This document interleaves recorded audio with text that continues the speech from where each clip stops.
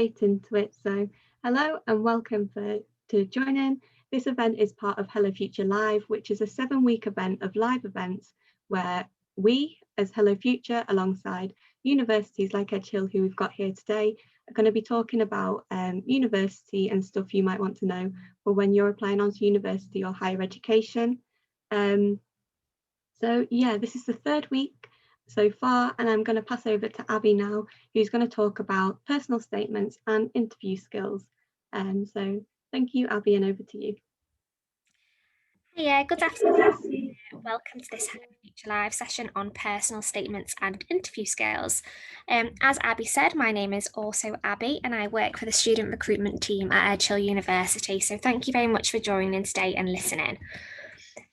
So the aim of this session is to talk about what the personal statement is and why it's an important part of your Ucas form. And we'll also talk about what to include, and there'll be a chance for you to analyse some extracts from personal statements as well. And we'll have a think about why they're successful and why some get rejected.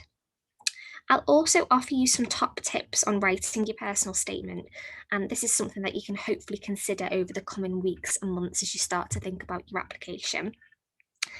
You might also find it useful to have a pen and paper or notebook handy, just in case you fancy taking some useful notes throughout. And then after we've done a bit of a look at personal statements, we'll have a very quick look at why you might be interviewed for a university place and what the interviewer might be looking for from you. And we'll have a little look at what to expect during a university interview. So hopefully you'll have some useful tips to take away there too. So firstly, who are Edge Hill? So we're based here in Ormskirk, West Lancashire, and that's in the northwest of England. We're very close to cities like Liverpool or Manchester or Preston. And this is a picture of our campus. So as you can see from the picture here, we are a big campus university. And a campus university is where absolutely everything is based in the one location. So things you'd expect to see at our campus include accommodation blocks, lecture theatres, the library, and all of your learning facilities as well. We've also got lots of places where you can eat and drink, including a Subway and a Starbucks. And we've got a theatre, a bar and a nightclub, and we've got loads of sports facilities as well. We've even got a lake and a little beach as well that we've made here. So yeah, that's just a little bit about us so you know who you're hearing from today. So when you apply to university, you have to apply through Ucas, which is the University and Colleges Admission Service, which you'll probably already know. You'll get to apply to up to 5 different courses or institutions. So this website just manages all full-time applications and it's a completely online service. It's also where you'll write and submit your personal statement to. So a personal statement is written when you've chosen the universities that you want, and this is your opportunity to make them want you. So you want to write a personal statement that's really going to make you stand out. So you might find that some courses don't actually interview you for a place, so your personal statement might be your only chance to impress, and that's why it's so important. So the personal statement is 4,000 characters, or 47 lines, whichever limit you hit first. And usually you'll find that you hit the 47 lines first. But remember, what we don't want to see in that personal statement are things that you'd normally take into consideration. So things like spacing and paragraphs, it's just not necessary for this sort of format. You want to focus on the words. So think of it like an essay that's all about you. It's your chance to write something that's going to make you stand out from the crowd. So what should you actually include? Well, what we've got here are 5 suggested sections for your personal statement. So you don't need to write headings as such, but it's really good to think about structuring your personal statement into different sections to really be able to talk in depth and in detail about some of your skills and attributes. So what we've done here is broken it down into 5 key areas. So we've got motivation, academic ability, skills and attributes, relevant experience, and outside interests. So what I'm going to do now over the next few slides is just go through those sections in a little bit more detail. So when we talk about motivation, the main thing we want to know is, what do you want to get out of higher education? So being able to talk about a wider career goal and ambition is great if you've already got a clear idea of what it is you want to do.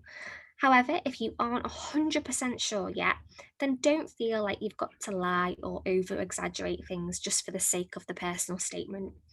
So instead, just talk about why you want to study in higher education, maybe what it is about that specific course or particular university that really attracts you. And this is where it gets a little bit tricky because you only get one personal statement for all 5 choices. So you do need to make sure that it's relevant for all 5 of your choices. So try not to be too specific here. You don't need to name a particular university. Focus instead on the process of going to higher education and what is it that makes you want to get a degree in that particular subject area. So next we've got academic ability, and this isn't about your grades. There's a separate section to list your grades and predicted grades on the Ucas application.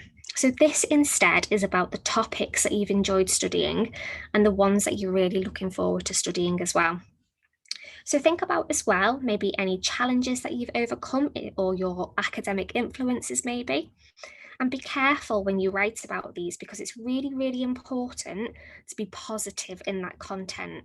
So if you've really struggled at any point, maybe through your GCSEs or your A levels, have a think about those challenges in a positive way.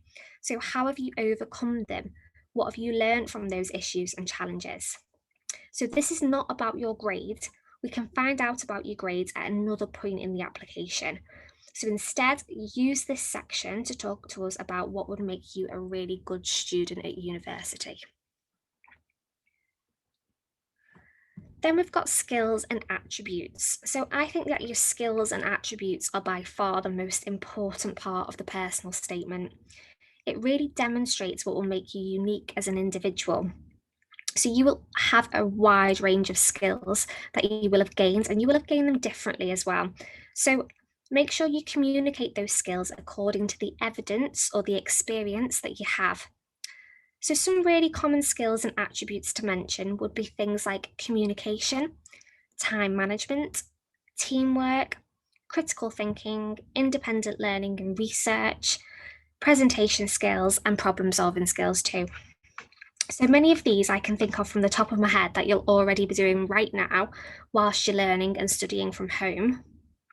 So for example, independent learning and research will be something that you've been perfecting over the last year. So do make sure you talk about any additional pieces of work that you've done as well. So you might have been asked to do like a project at school or college, or you might have just decided to do something off your own back. So have a think about those examples as well. Think about the times that you've used these skills and give them emphasis. So think about any different work experiences that you've had where you might have used those skills before. It's really important to use examples here. And then we're going to have a think about how we're going to demonstrate those examples. And something that we use is called the STAR framework. So the STAR framework is just a way of like briefly outlining the situation. So remember that the person who is reading your personal statement, whether that's the admissions tutor or a person from the department that you're applying to study at, they don't know you and they don't know what your task was. So really do explain to them briefly, but with good detail, about what your job was and where you were when you were doing that. So this is briefly outlining the situation. Then have a think about the task. Explain what the task was that you encountered and then what had to be done. Then you'll want to describe the specific action or actions that you took to overcome the challenge that you were presented with. And there's 2 really important things to remember there. So firstly, remember to stay positive. So try not to use this opportunity to talk about what someone else was not able to do in the group or to air your grievances. So think positively about how you dealt with any challenges. And secondly, make sure you talk about what specific actions you took. It's not a chance for you to talk about the group as a whole. It needs to be about what part you played as an individual. So do try and think of it like that. And then finally, What were the results and what did you actually learn from that experience? What did you learn about yourself? What did you learn about the skills that you've developed? And how can you relate that back to maybe the career that you're actually aspiring towards? And then it's worthwhile having a think about whether you've got any relevant experience. So relevant experience is a really good way to further emphasize those skills and attributes that some of you might have gained from doing things like part-time jobs, work experience, or maybe volunteering. So if you've done any of those things, you'll definitely have picked up some really, really valuable transferable skills that, again, you can demonstrate through using that STAR framework that we've just discussed. And then outside interests are not something you have to talk about, but if you feel like there's not quite enough room, don't feel like you've got to cover this at all. But it could be a really good way to talk about skills in a different way. So have a think about any hobbies or any additional qualifications that you've done. So things like Duke of Edinburgh, you might have done a first aid qualification, maybe young enterprise or some sports coaching. So what about any personal achievements that you've got as well? Like, have you learned to play an instrument, or do you play for a sports team? As I said, it's not compulsory, and do remember your audience to make sure that it's appropriate information. However, if you've got room, it could be a great way to further emphasize your additional skills. So for example, if you've played for a sports team for a very, very long time, it shows that you're a committed individual, which is just going to prove to the university that, you'd be a good candidate for a 3-year long course. So have a think about it in that way. So we're going to move on to the interactive element of the presentation now, and I'm going to ask you to pop yourself into the shoes of an admissions tutor. So what we're going to do is we're going to have a look at some past examples. So imagine that you're an admissions tutor at a university, and what we're going to do is take a look at some extracts from one personal statement, starting with a midwifery personal statement. And whilst you're reading that, I'd like you to think about the strengths and think about the areas of development and whether you'd make the applicant an offer. So this is the opening paragraph of one of our personal statements. So the role of a midwife is multifaceted, working not only as a health promoter, but as educators and advocates for women and their families. Within midwifery, the ability to work within a multidisciplinary team as an autonomous practitioner is paramount. So what impression does that give you of the applicant? Have a little read and think about the language and the tone that they've used. Some of the keywords that we've highlighted in bold here, and they're all really keywords, have a think about the terms that they've used, the language that they've used, what impression do they give you? You might want to reflect on the wider tone and the message from this opening paragraph as well. Is it how you would choose and how you would think to open a personal statement? They've then gone on to talk about their experiences. So shadowing a community midwife, I feel, was the most influential of all my voluntary placements. I accompanied her to antenatal clinics and postnatal house visits, where I had the opportunity to perform abdominal palpitations, understand signs and symptoms of neonatal jaundice, and the full examination of mother and baby. So here they talk about shadowing a community midwife. That's a really detailed and relevant work experience that they've had. So they also talk about some of the other things that they want to do, but they talk about the specific skills. What do we learn from this reflection about their work experience? Have they thought about their strengths and their weaknesses? There are also some really key words there as well. So have a little think about the language that they've chosen to use here. And then finally, this is how the applicant ends their personal statement. So the most recent study day was based around the midwife's role in neonatal care, which included delayed cord clamping and jaundice. And then they've referenced the Nursing and Midwifery Council and the 6 C's at the bottom there. So what is the purpose of including these sentences? So they talked about their most recent study day and how it was based around the midwife's role in neonatal care. Thinking also about how they use the 6 Cs, so from the Nursing and Midwifery Council there. Again, that's highlighting some really relevant information. And based on this information, would you invite the applicant to interview or reject the applicant? So this was actually an example of a really successful personal statement, and they were actually invited to interview. So there was lots to take away from this application, such as the use of technical language. They've provided evidence of thorough research around the role and the responsibilities, which is something that's really, really important. And I know that those extracts were really, really brief, but they do show sector knowledge around policy development. So if we're working within the healthcare sector, I can't recommend that enough, but do make sure that you read articles guided by science and not opinion. So we're going to move on now and look at another one. So this is one for PE and school sport. And they open their personal statement by saying, innovation is important as it allows me to alter my skills and teamwork abilities. I can now introduce new and original concepts with confidence, achieving better results. I found this approach useful when working with a pupil who suffered with dyslexia. I altered the work slightly so that the pupil was able to discuss it with me, and instead of using multiple worksheets, this gave him a better understanding of the task and encouraged his confidence when asking for help. So we can clearly see here that the applicant has used that STAR framework that we talked about before. They then go on to say, to gain experience, I completed a 6-week placement at a primary school, which was enjoyable and allowed me to implement theoretical components studied in health and social care into a practical educational setting. I then completed a second placement at the same school in which I conducted a health promotion focused on exercise. My ability to cover a variety of topics using evaluative methods to review the pupil's progress demonstrated that I can apply my knowledge to real situations. So what does this tell you about what they've done already? Would you or would you not accept that applicant based on those extracts? So again, this applicant was successful. So we really like the use of the STAR technique, and there is really good use of technical language in there as well. So what they do is they actually show that they've done some work experience and how they got that work experience as well. And we occasionally found this one to be a little bit vague in places. So if they were to improve, they could have expanded a little bit on certain aspects.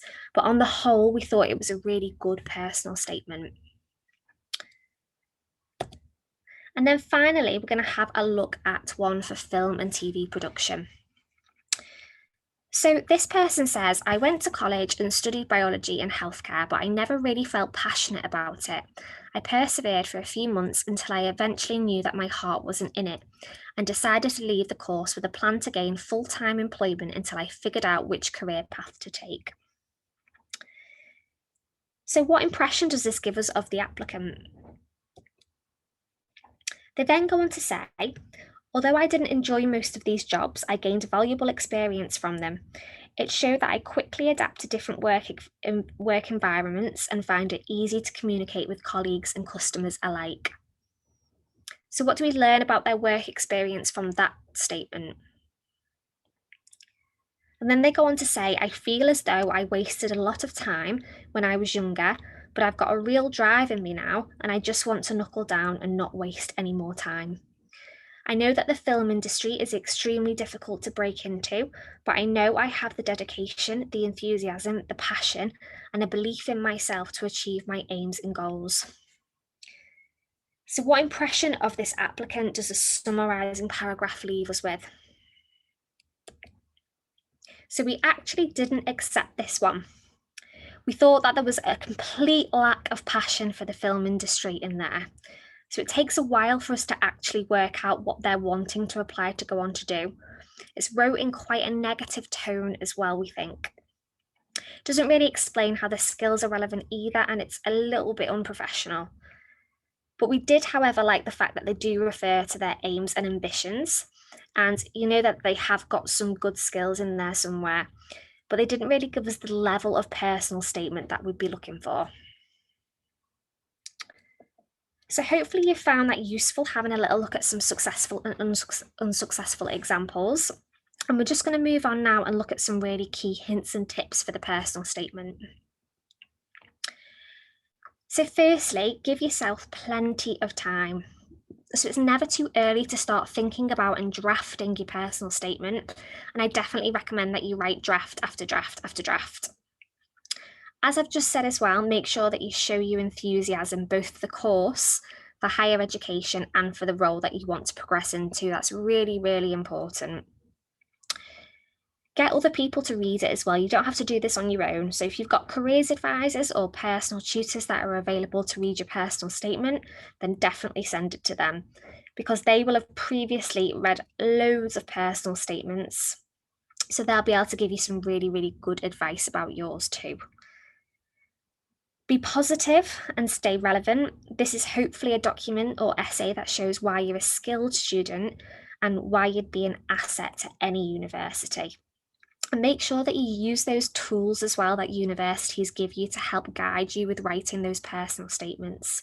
So things like the website, the prospectus, and any guidance that is available in relation to the course as well. So it's always good to have a little look at some things to avoid as well, I think. So one of those is humour. So try to avoid humour. So quite often things that you find funny might not always translate well through tone when written down and read by an admissions tutor. So do bear that in mind. Try to avoid cliche too. So things like "it's always been my dream" or "ever since I've been born." It doesn't really sit well and it doesn't really show the things that are unique to you. You'll also be surprised how many applications we read from email addresses that are really inappropriate. So obviously make sure you'll have access to it after you've finished, but try and use your school or college email address if you can. And just make sure, obviously, as I said, that you do double check that you'll still have access to it over the summer months. And if not, just create a very simple professional email address to use. Also, avoid any irrelevant facts that don't really relate to the wider profession, and make sure you don't have any spelling errors either. So your personal statement is also a way for us to find out what kind of a student you are. So avoid any over-exaggeration or lies.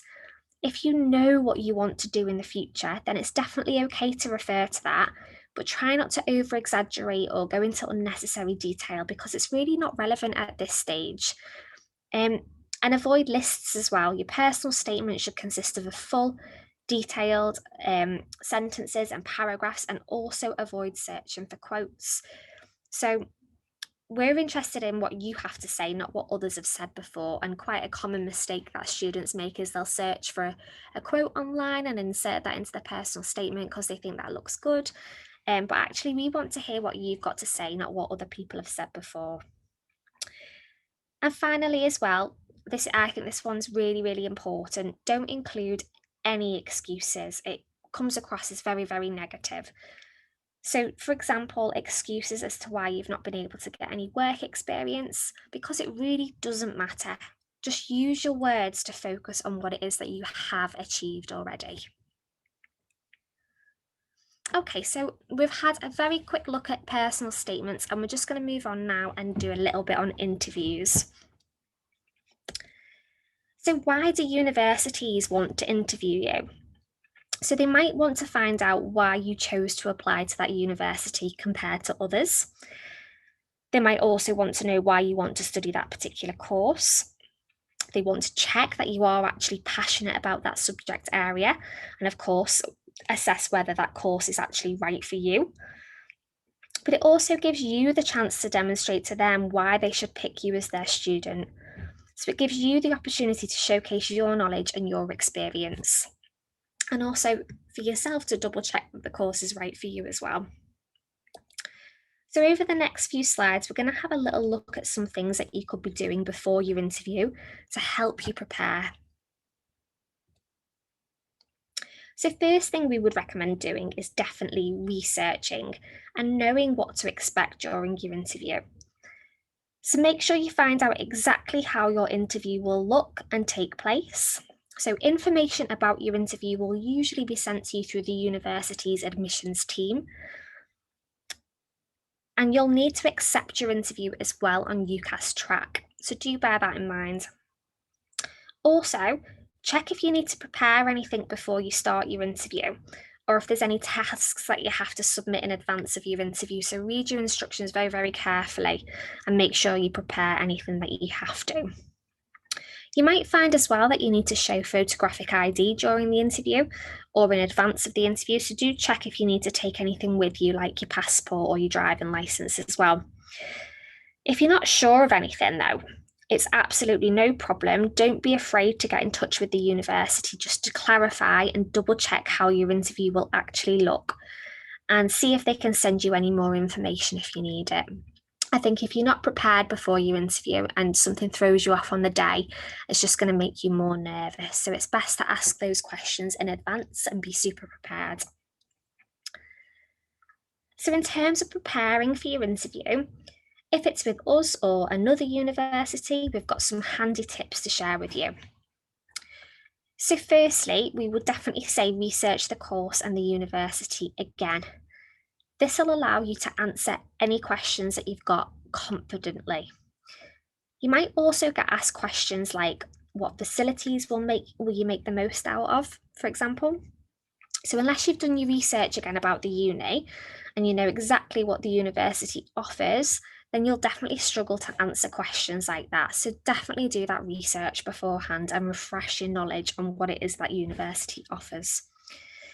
Some questions you might also get asked about are things like, how will the university benefit you compared to others during your time as a student?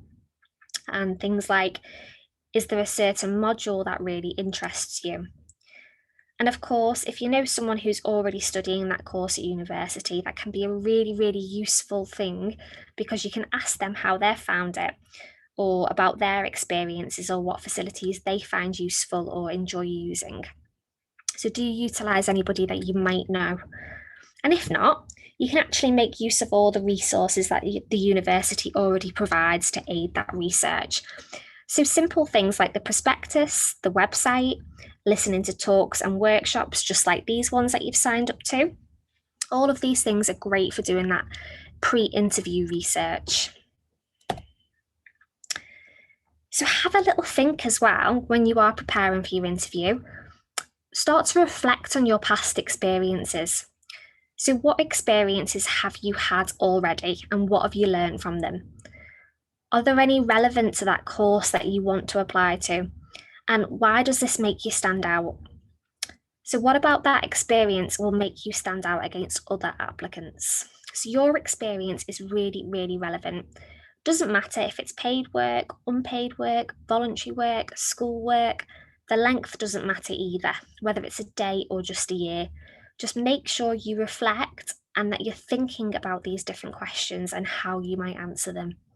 And also, have you gained any transferable skills during those experiences that you could share with the interviewer? And then we'd always recommend preparing some questions as well that you might want to ask the interviewers yourself. So usually at the end of any interview, you'll be offered the chance to ask a question or two. So this is your chance to find out more about the university and the course, just to help you figure out whether it actually is the right place for you. So sometimes people ask questions like, how will I be taught on the course? Or how will I be assessed? Is there an opportunity to study abroad? That sort of thing. So have a little think about what's important to you and note down some questions that you'd like to ask at each university interview.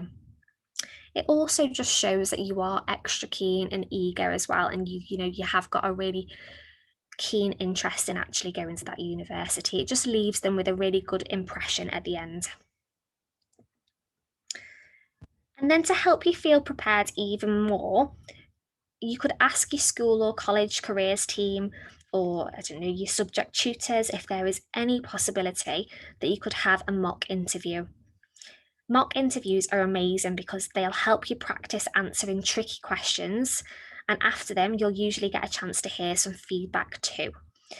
So you should come away with a little bit of an understanding about what you did well and where you can improve before actual university interviews. So do take up any opportunities to do mock interviews if you can. So in terms of during the interview, there's lots of different types of questions that the university might ask you. I'm just going to skip past these ones now because we haven't got enough time to go through them all individually. But what we will talk about is how you answer them.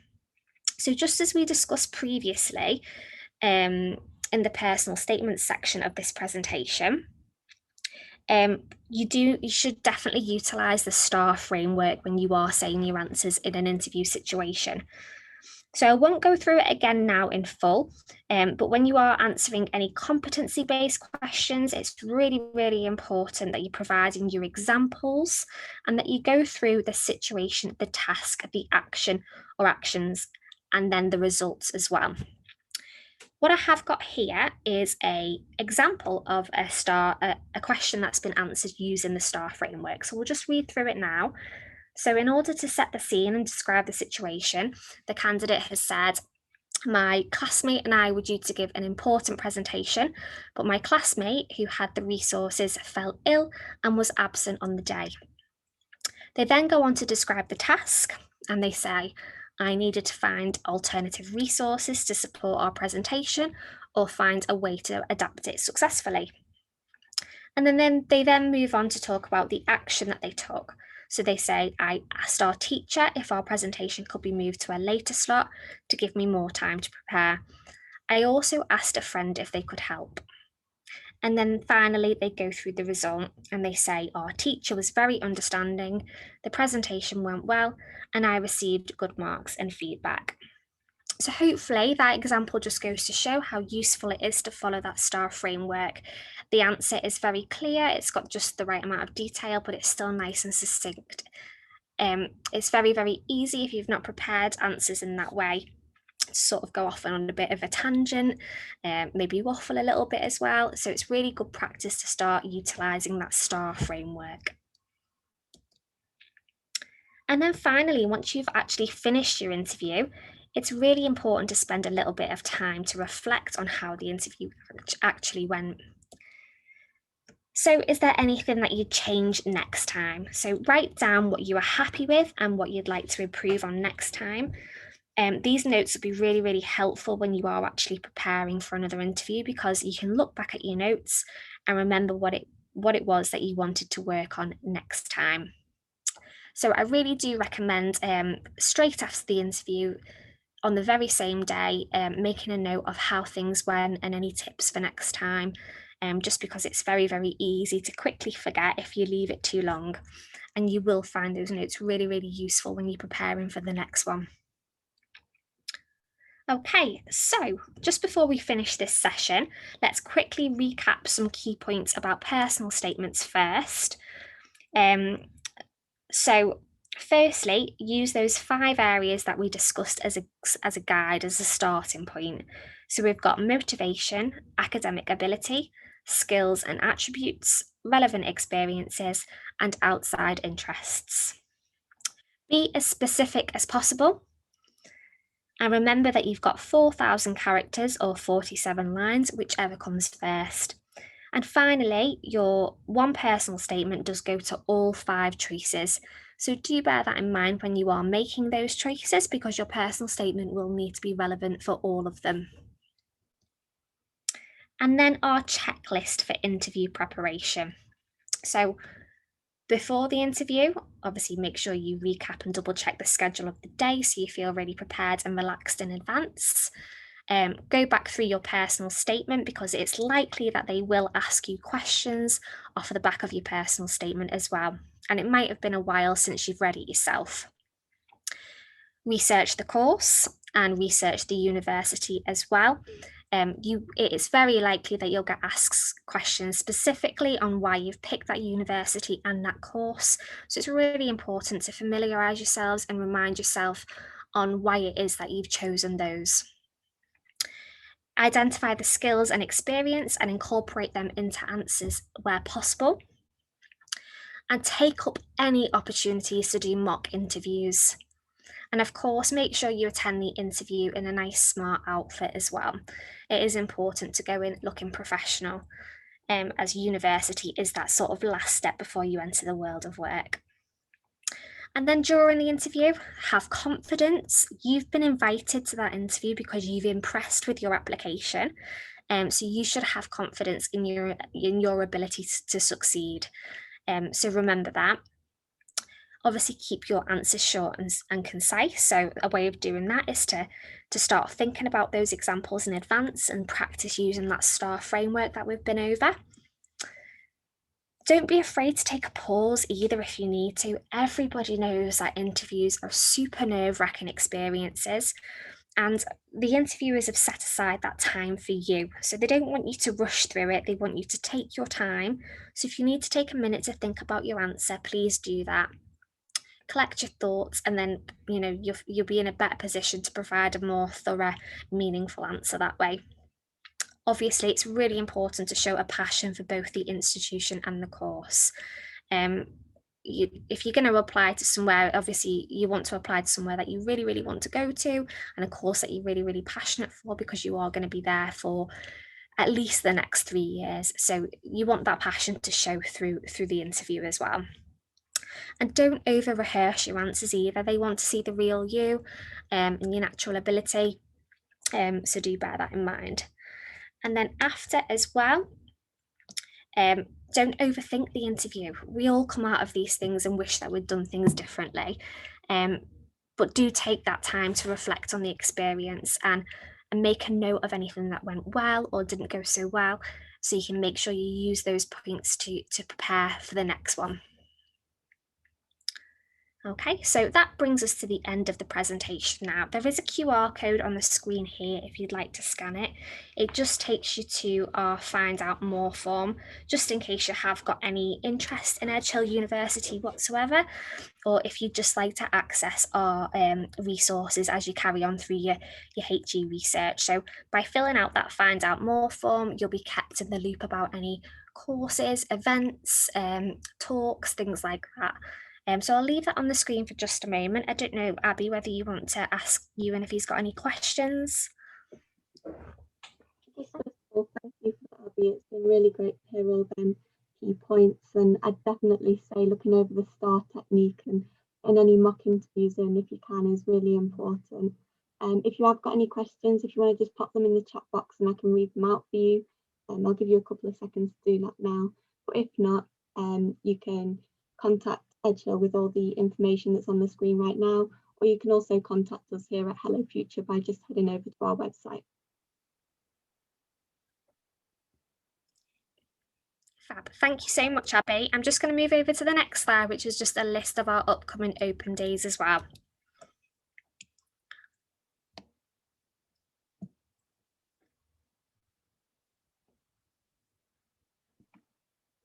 We've just got in that they're just having a look over the QR code now, so hopefully any questions you can have a look through that as well. Fab.